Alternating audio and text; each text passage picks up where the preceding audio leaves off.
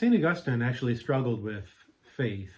He is a genius, of course, and spent many years away from the Catholic faith, and his mother prayed for him over all those years and kind of advocated and nagged and followed him and prayed and fasted and wept.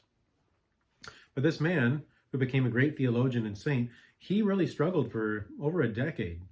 And at one point he reflected on how, in a sense, how silly he had been, not accepting how faith was important for life.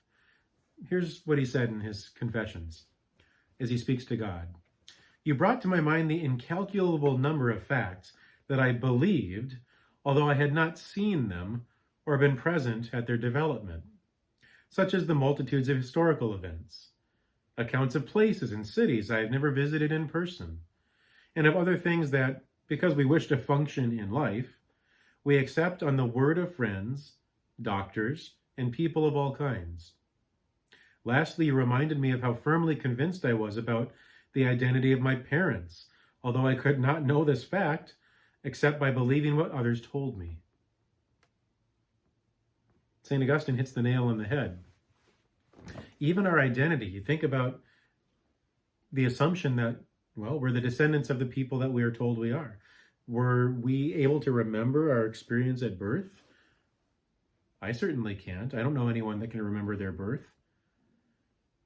Now, I mean, all the evidence points to my parents being my parents, but I kind of have to rely on other people that were there to tell me.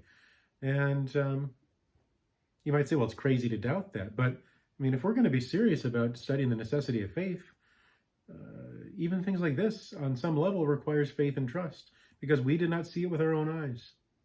So, again, faith is essential.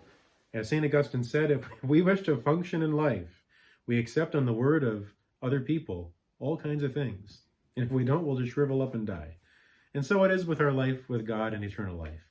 We rely on the word of others, and it's through belief that we're guided on our path. It's through belief that we're given understanding of our identity. Who am I? Where did I come from? Where am I going? What is my family history? Not just my biological family, but our human family. What is the history of the world, and what is the meaning of it? We can only know these things based on trusting the testimony of others. And so faith, it's pretty important. And it's something that each of us exercises every single day. And the Lord invites us to exercise faith in Him, supernatural faith that will lead to eternal life.